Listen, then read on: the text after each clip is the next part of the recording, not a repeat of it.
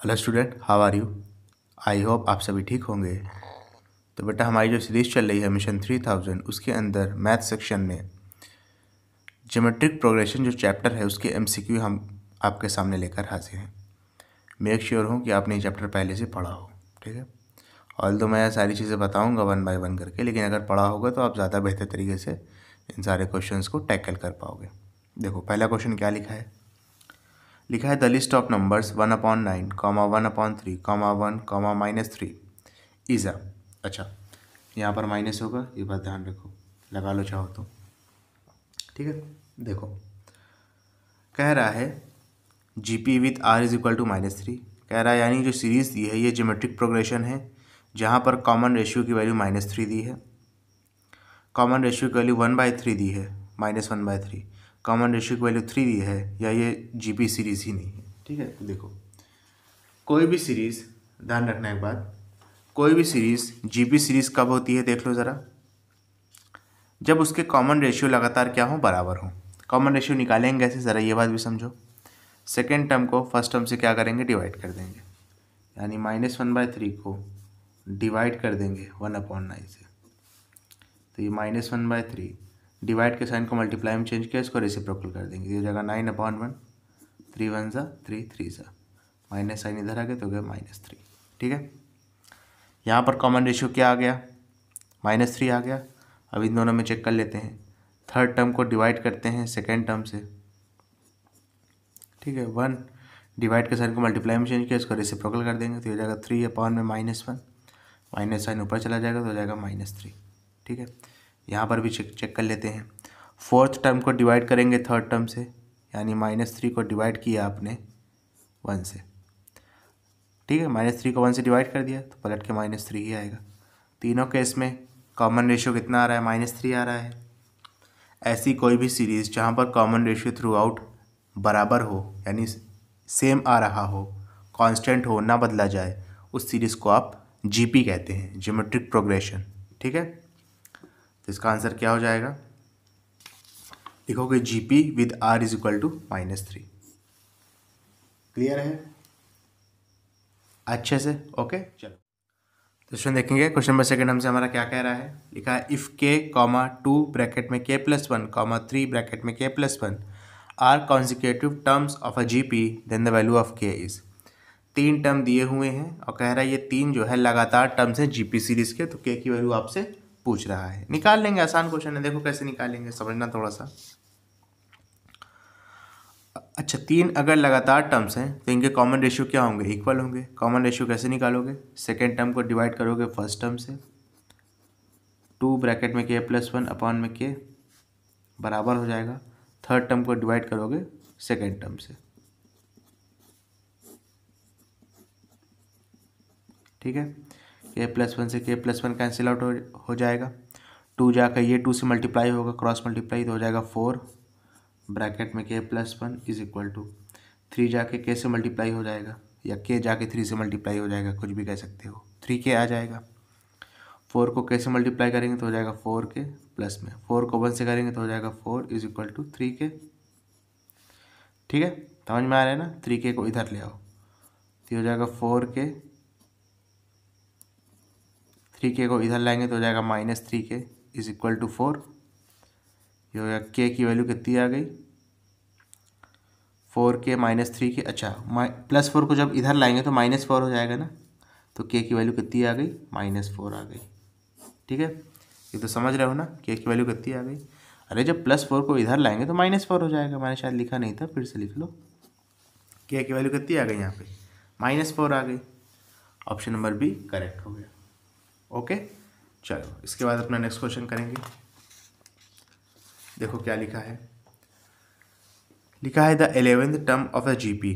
अच्छा, ये GP series आपको दी हुई है, इसमें 11th टर्म पूछ रहा है। आसान क्वेश्चन है, देखो कैसे करेंगे, ठीक है, समझ रहे हो ना। अच्छा देखो,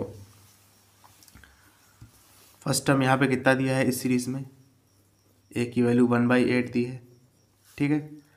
कॉमन रेशियो कितना दिया है, कॉमन रेशियो कैसे निकालेंगे, सेकेंड टर्म में से सेकेंड टर्म को डिवाइड करेंगे फर्स्ट टर्म में से, यानी -1/4 को डिवाइड कर देंगे 1/8 से, तो हो जाएगा -1/4 डिवाइड के साइन को मल्टीप्लाई में चेंज करेंगे, ये रेसिप्रोकल हो जाएगा 8/1।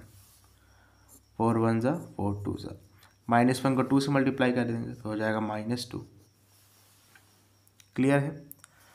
11th टर्म पूछा गया है, तो इसमें जो है nth टर्म निकालने का एक फॉर्मूला होता है, देख लो क्या होता है। nth टर्म निकालने का फॉर्मूला होता है a r की पावर n-1, सीधा सीधा फार्मूला है, ठीक है।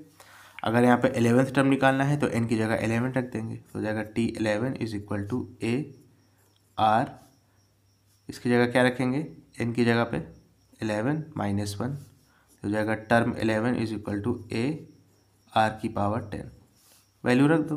टर्म 11 इज इक्वल टू हो जाएगा a की वैल्यू कितनी है 1/8 है, इनटू में r की वैल्यू कितनी है -2 है, -2 की पावर 10 हो गया।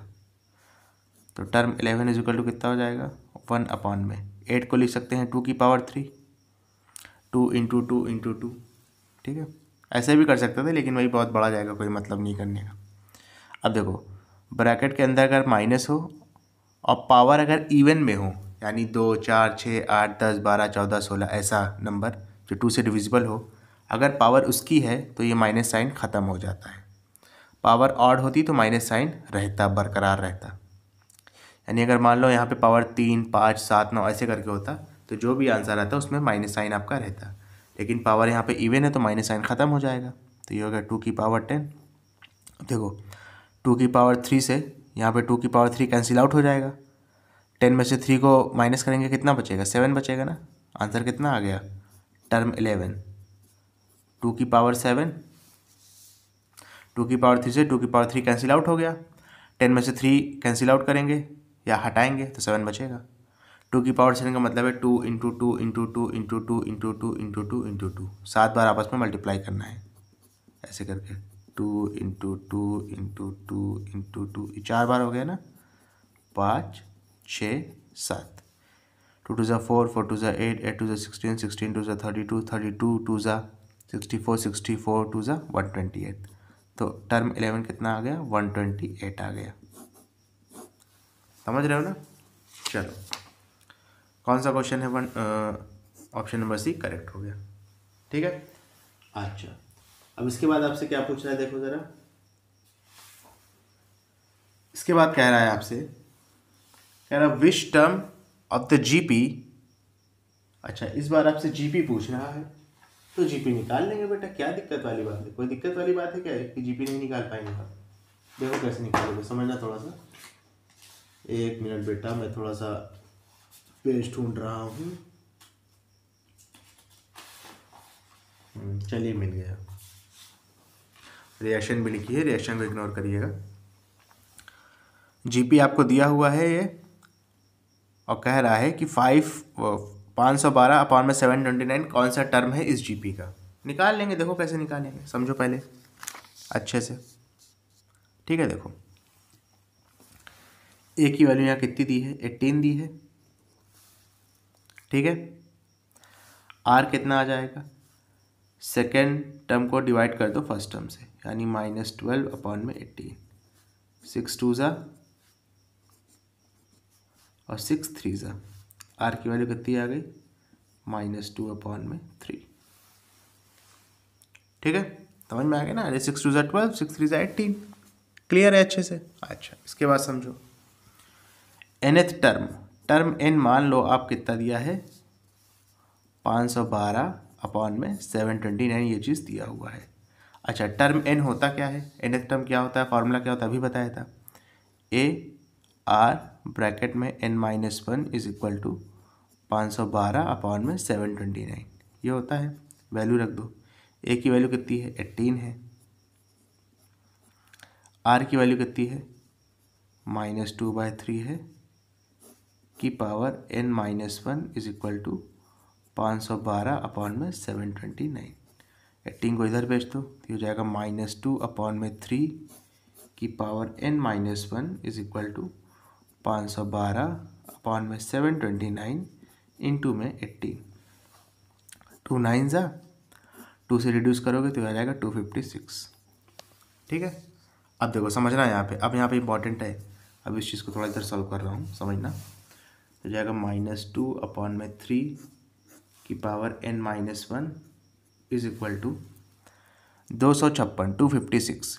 256 को आप लिख सकते हो 2 की पावर 8, ठीक है। चाहे 2 की पावर 8 लिखो, चाहे -2 की पावर 8 लिखो, दोनों बातें सेम हैं, ये भी आपको समझना पड़ेगा, ठीक है। अब देखो इसके बाद, तो मैंने -2 की पावर 8 लिख दिया, क्योंकि माइनस साइन तो ऐसे ही खत्म हो जाता है। अच्छा, -2 क्यों लिखा है? क्योंकि इधर -2 था, इस वजह से लिखा है, ठीक है। वरना 2 की पावर 8 लिखते हैं तो वो भी सही था। 729, 729 जो है 27 का स्क्वायर होता है। देखो समझो, किसका स्क्वायर होता है? 27 का स्क्वायर होता है, इंटू में 9 किसका स्क्वायर होता है? 3 का स्क्वायर होता है, ठीक है। हो जाएगा -2/3 की power n-1 is equal to -2 की पावर 8/में। 27 को ब्रेक करके लिख सकते हैं, 27 को लिख सकते हैं 3 की पावर 3, और बाहर पावर कितनी है? 2 है, तो पावर आपस में मल्टीप्लाई हो जाएगी, इंटू में 3 की पावर 2, ठीक है। इस रिएक्शन को इग्नोर करिएगा जो अगर नीचे दिखाई दे रही है तो। -2/3 की power n-1 is equal to -2 की पावर 8/में। 3 2 ज़ा 6, तो जाएगा 3 की पावर 6 इंटू में 3 की पावर 2। दोनों का बेस सेम है, 3 है, बीच में मल्टीप्लाई का साइन लगा है। अगर एक्सपोनेंट चैप्टर आपने क्लास 9 में पढ़ा हो तो पावर क्या होगी? रूल ऑफ या लॉ ऑफ एक्सपोनेंट के हिसाब से पावर ऐड हो जाएगी। हो जाएगा -2/3 की power n-1 is equal to -2 की पावर 8/में 3 की पावर 8। 6 और 2 प्लस करेंगे 8 आ जाएगा ना। अब इसको इधर कर लो, हो जाएगा -2/3 की power n-1 is equal to -2/3 की होल पावर 8। अब देखो दोनों साइड बेस सेम हो गया, -2/3, तो पावर भी सेम होनी चाहिए, तभी तो बीच में इक्वल टू का साइन आएगा।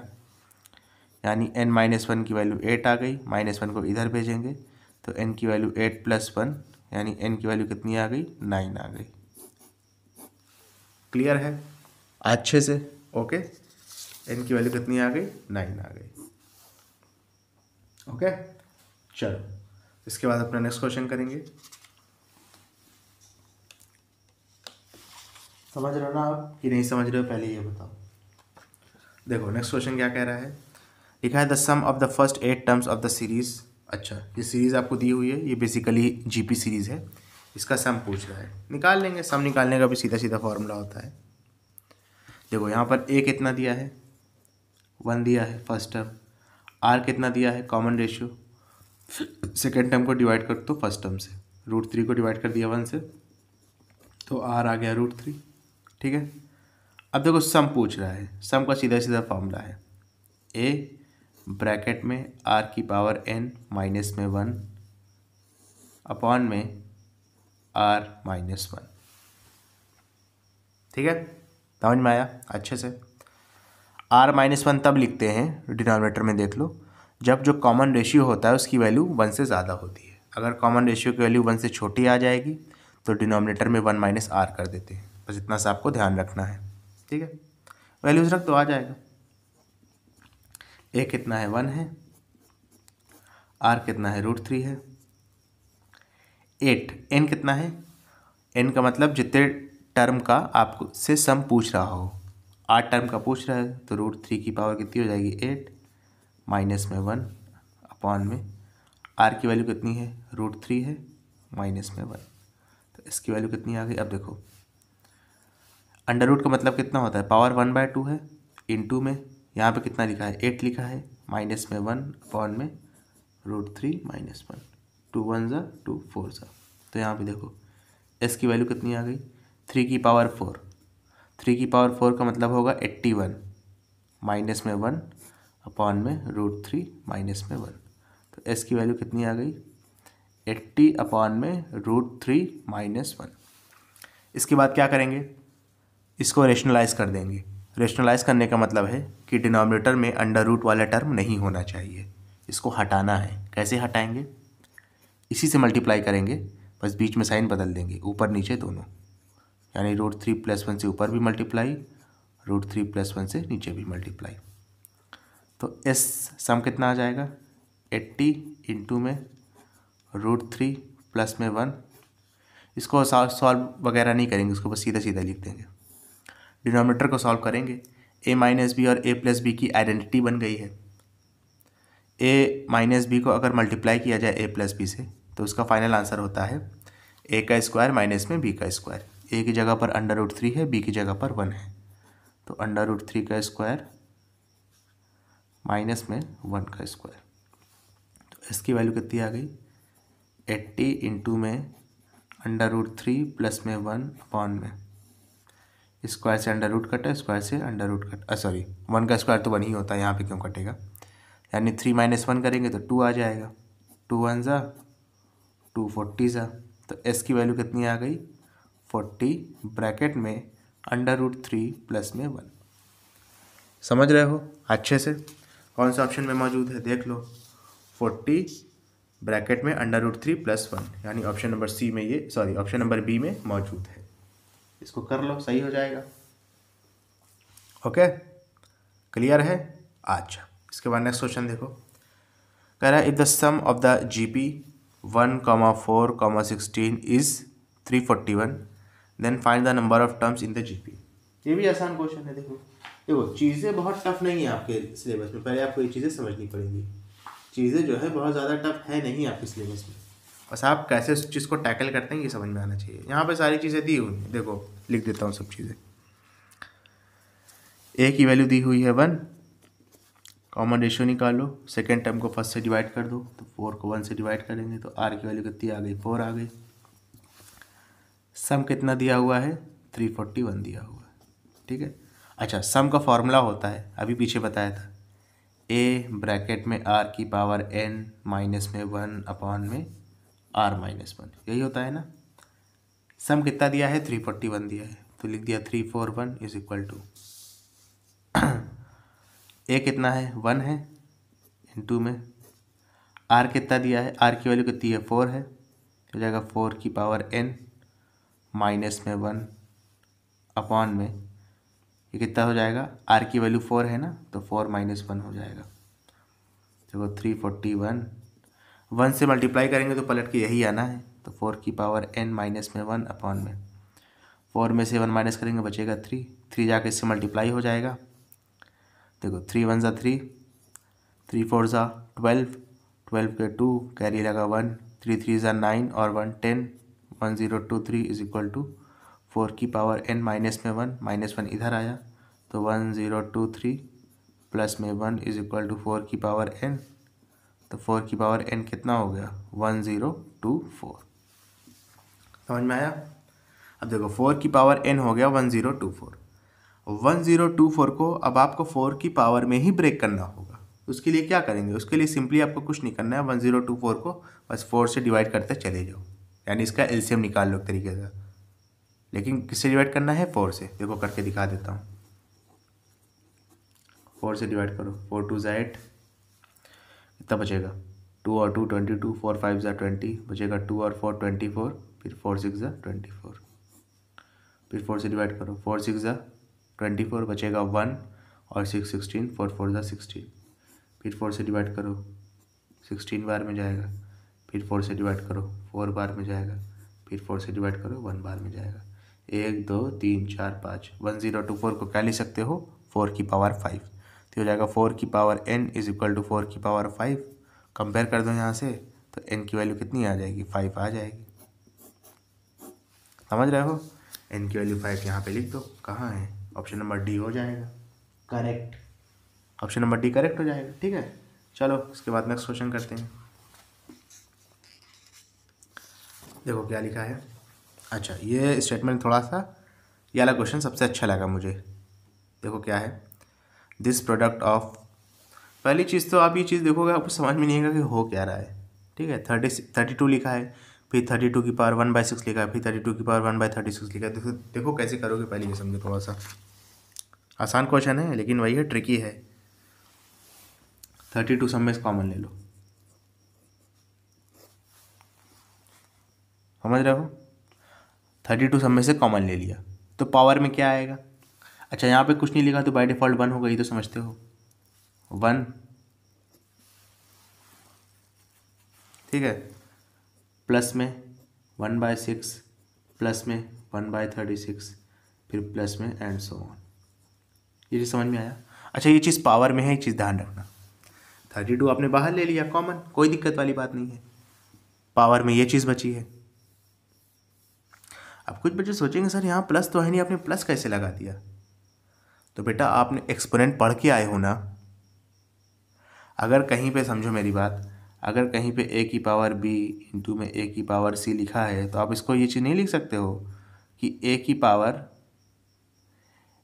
की पावर ब्रैकेट में b प्लस c, ये लिख सकते हो ना। या इसको ऐसा भी लिख सकते हो कि a की पावर है और बाहर लिख दो b प्लस c, ऐसे वही चीज़ मैंने लिखा है। बस यहाँ पर b प्लस सी में ब्रैकेट नहीं लगाया है और यहाँ पे इस पावर में लगा दिया है, फ़र्क इतना सा है, बस समझ रहे हो ना। वही चीज़ को ऐसे लिखा गया है। अब हमको बेसिकली ये चीज़ सॉल्व करनी है पावर की। इसको कैसे करेंगे देखो, 1 प्लस में 1/6 प्लस में 1/36 प्लस में एंड सो ऑन। यहाँ पे a की वैल्यू 1 है, कॉमन रेशियो कैसे निकालेंगे, 1/6 को डिवाइड कर देंगे 1 से, सेकेंड टर्म को फर्स्ट टर्म से डिवाइड कर दिया तो r की वैल्यू कितनी हो गई 1/6, डिवाइड के साइन को मल्टीप्लाई में चेंज करेंगे, 1 का रेसिप्रोकल करेंगे तो भी 1 आएगा, r की वैल्यू कितनी हो गई 1/6 हो गई। क्लियर है, a की वैल्यू आ गई, r की वैल्यू आ गई। अब देखो जब आपका n जो है इन्फिनिटी तक चला जाता है, इस बात का ध्यान रखना, जब आपका n इन्फिनिटी तक चला जाता है तो सम कितना आता है देख लो, सम इन्फिनिटी सीरीज़ का देख लो। इसके लिए थोड़ा सा अलग फार्मूला है, a अपॉन में, और चीज़ देखो यहाँ पे r की वैल्यू 1 से छोटी है, और जब 1 से छोटी रहेगी r की वैल्यू तो r-1 डिनोमिनेटर में नहीं आएगा, क्या आएगा 1 - r आएगा। ठीक है, समझ गया ना। इन्फिनिटी सीरीज का सम निकाल लें, यहाँ पे a की वैल्यू कितनी है 1 है, 1 माइनस r की वैल्यू कितनी है 1/6 है, इसको क्रॉस मल्टीप्लाई करके सॉल्व कर लेंगे, 6 1 ज़ा 6 -1 करेंगे तो s इन्फिनिटी कितना आ जाएगा 1 डिवाइडेड बाय 6 1 ज़ा 6 -1 अपॉन में 6, तो 1 डिवाइडेड बाय 6 -1 करेंगे तो हो जाएगा 5/6, हो जाएगा सम ऑफ इन्फिनिटी कितना आ जाएगा 1 डिवाइडेड बाय 5/6, डिवाइड के साइन को मल्टीप्लाई में चेंज कर देंगे तो 6/5 आ जाएगा, तो s इन्फिनिटी कितना आ गया 6/5।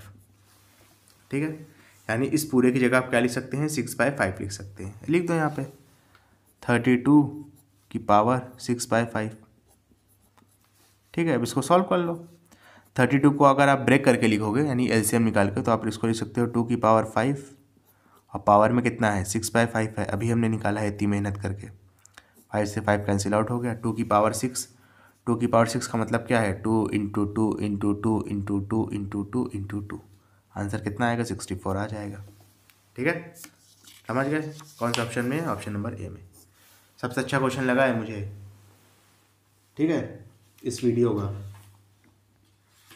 देखो अगला क्या है,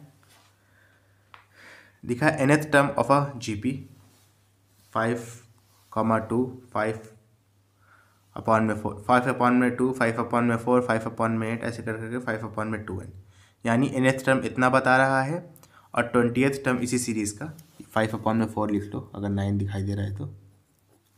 ठीक है, वही सीरीज़ है ऊपर वाली, और इसका 20th टर्म 5 अपॉन में 20 होगा। कह रहा है इसमें से कौन सा करेक्ट है। चलो कोई दिक्कत वाली बात नहीं, आसान क्वेश्चन है, देखो कैसे करेंगे।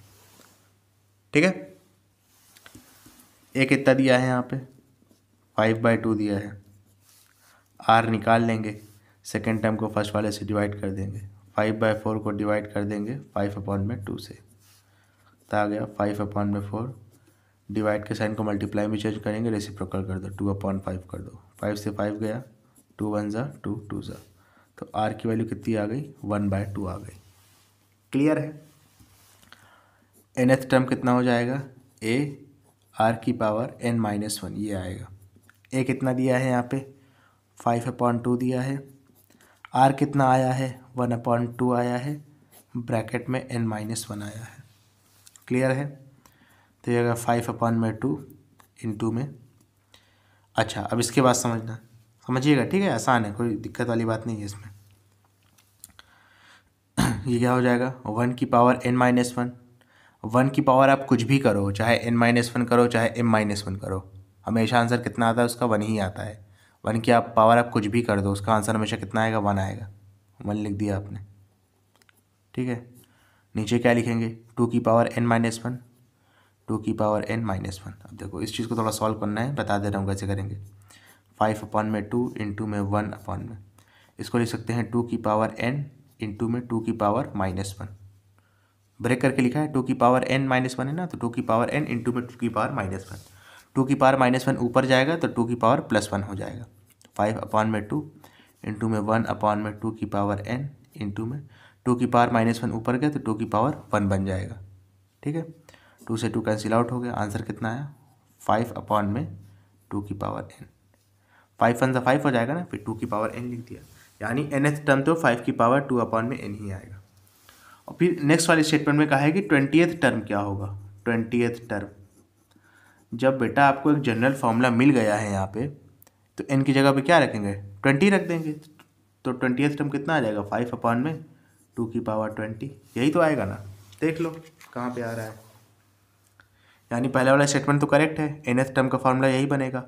और 20th टर्म कितना आएगा 5/2 की पावर 20, यानी स्टेटमेंट ए भी करेक्ट है, स्टेटमेंट बी भी करेक्ट है, ऑप्शन नंबर सी आपका सही हो गया। क्लियर है अच्छे से? चलो नेक्स्ट क्वेश्चन देखो क्या लिखा है। लिखा है the first and last term of a GP are 3 and 96 respectively. पहला और आखिरी टर्म आपको जीपी का दिया हुआ है 96, 3 और 96। कॉमन रेशियो भी दिया हुआ है 2 क्वेश्चन में। Then the number of terms of the GP is 6। कह रहा उसके बाद नंबर ऑफ टर्म्स जीपी का 6 होगा, मतलब निकालना है। उसके बाद कह रहा है एन टर्म्स का सम जो है 186 होगा। निकालेंगे तभी पता चलेगा, बगैर निकाले तो पता चलेगा नहीं, ठीक है। देखो निकाल लेते हैं, कोई दिक्कत वाली बात नहीं है। ए कितना दिया है आपको 3 दिया है, आर कितना दिया है कॉमन रेशियो 2 दिया है, और nth टर्म कितना दिया है 96 दिया है। चलो कोई दिक्कत वाली बात नहीं है। nth टर्म का फार्मूला लगते हैं ए आर की power n-1 is equal to 96 हो जाएगा। ए की वैल्यू 3 दी है, आर कितना दिया है 2 दिया है, की power n-1 is equal to 96। 3 इधर आएगा तो हो जाएगा 2 की power n-1 is equal to 96/3, ठीक है। रिड्यूस कर लो, 3 1 जा 3 2 जा, सॉरी 3 3 जा 9, 3 2 जा 6, तो क्या 2 की power n-1 is equal to 32। 32 को जब आप ब्रेक करके लिखोगे 2 की पावर में, तो इसको आप लिख सकते हो 2 की पावर 5। तो 2 की power n-1 is equal to 2 की पावर 5 आ गया। दोनों साइड बेस सेम है, बीच में इक्वल टू का साइन लगा है। ऐसा पॉसिबल कब होगा जब आपकी पावर भी क्या हो सेम हो जाए।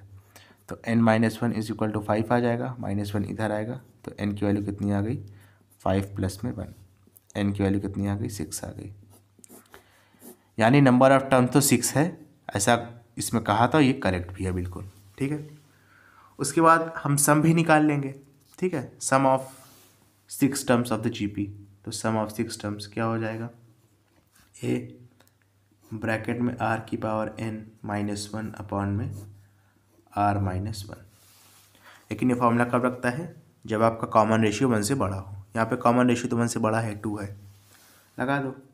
ए कितना दिया है ज़रा देखिए क्वेश्चन में, ए आपको 3 दिया है इंटू में, आर कितना दिया है, आर की वैल्यू 2 है, एन कितना दिया है, एन की वैल्यू है 6 -1 अपॉन में आर की वैल्यू है 2 -1। 2 -1 तो 1 ही बचेगा, और 1 की डिनोमिनेटर में ज़्यादा हैसियत होती नहीं, ये आप भी जानते हो। तो 3 इंटू में 2 की पावर 6 करेंगे तो 64 आएगा -1, तो 3 इंटू 64 -1 करेंगे 63 आएगा, मल्टीप्लाई कर लो, आंसर आ जाएगा 189, ठीक है। यानी 6 टर्म का जो सम आएगा वो 189 आएगा। अब देखते हैं क्वेश्चन में क्या दिया है। क्वेश्चन में 186 दिया है, यानी स्टेटमेंट ए तो बखूबी करेक्ट था, लेकिन बी आपका क्या है करेक्ट नहीं है। तो इसमें से कौन सा स्टेटमेंट वैलिड है, सिर्फ और सिर्फ ए आपका वैलिड है, ठीक है। समझ गए अच्छे से। ओके, नेक्स्ट देखो, कह रहा है which of the following is और आर ज्योमेट्रिक प्रोग्रेशन। कह रहा है इसमें से कौन सी सीरीज ज्योमेट्रिक प्रोग्रेशन है। आपको कुछ नहीं करना है, सिर्फ और सिर्फ हर सीरीज़ में कॉमन रेशियो निकाल लो। ठीक है, चलो निकाल लेते हैं, कोई दिक्कत वाली बात नहीं है। पहली सीरीज़ क्या दी है, 1, -1/2, +1/4, -1/8। कॉमन रेशियो निकालो, सेकेंड टर्म को डिवाइड करो फर्स्ट टर्म से, तो -1/2 डिवाइडेड बाय 1, -1/2 डिवाइड के साइन को मल्टीप्लाई में चेंज करेंगे तो 1 का रेसिप्रोकल तो 1 ही रहेगा। डिवाइड के साइन को मल्टीप्लाई में चेंज करेंगे तो रेसिप्रोकल होगा ना, 1 का रेसिप्रोकल 1 ही रहेगा। तो -1/2 को 1 से मल्टीप्लाई करेंगे तो -1/2 ही आएगा। ये निकाला है यहाँ पे, इन दोनों का निकाल लो। थर्ड टर्म को डिवाइड कराओ सेकेंड टर्म से, तो 1/4 को डिवाइड कराओगे -1/2 से, 1/4 डिवाइड के साइन को मल्टीप्लाई में चेंज किया, रेसिप्रोकल हो जाएगा, तो 2/-1 आ गया। 2 1 ज़ा 2 2 ज़ा, तो आंसर कितना आ गया, 1/-2। थर्ड टर्म को डिवाइड कराओ सेकेंड टर्म से, तो -1/8 डिवाइडेड बाय 1/4, तो -1/8 डिवाइड के साइन को मल्टीप्लाई में चेंज करो, ये रेसिप्रोकल हो जाएगा। 4 1 ज़ा 4 2 ज़ा, आंसर कितना आ गया, -1/2। अच्छा, ये माइनस साइन ऊपर चला जाएगा अगले स्टेप में, ठीक है, तो इसमें कन्फ्यूज मत होना है।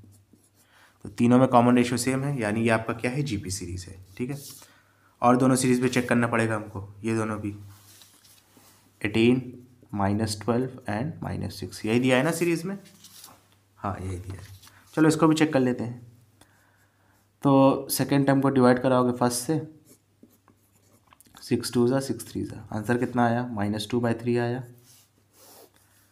थर्ड टर्म को डिवाइड कराओ सेकेंड टर्म से, माइनस साइन से माइनस साइन कैंसिल आउट हुआ, 6 1 ज़ा 6 2 ज़ा, आंसर कितना आ गया, 1/2। क्लियर है। अच्छा, थर्ड वाला देखो क्या सीरीज़ दी है, √3, 3√3, 3, उसके बाद फिर 3√3, ये तो देख के ही लग रहा नहीं होगा, फिलहाल निकाल लेते हैं। चलिए, सेकेंड टर्म को डिवाइड करा दो फर्स्ट टर्म से, सेकेंड टर्म को फर्स्ट टर्म से डिवाइड कराया, √3 से √3 चला गया, 3 बचा। फिर थर्ड टर्म को डिवाइड कराओ सेकेंड टर्म से, 3 से 3 चला गया, 1/√3 बचा। ये तो यहीं पे वो हो गया, आगे निकालने का मतलब ही नहीं है। ठीक है, यानी ये भी आपका जीपी सीरीज़ नहीं है, ये वाला, ये भी आपका जीपी सीरीज़ नहीं है, सिर्फ जो ऑप्शन नंबर ए है वही आपका जीपी सीरीज़ है। ठीक है, यानी आपका ओनली ए क्या हो जाएगा, करेक्ट हो जाएगा, जीपी सीरीज़ है। ओके स्टूडेंट, अगर आपको वीडियो पसंद आए तो इसको लाइक करें, कमेंट करें, शेयर करें, और एग्जामिनेशन पॉइंट ऑफ व्यू से जो बच्चे सीरियस हैं, जिनको वाकई क्वेश्चंस वगैरह की ज़रूरत है, उन तक अगर ये सारी वीडियोस पहुँचेंगी तुमको, उनके लिए काफ़ी बेनिफिशियल होगा। Thank you.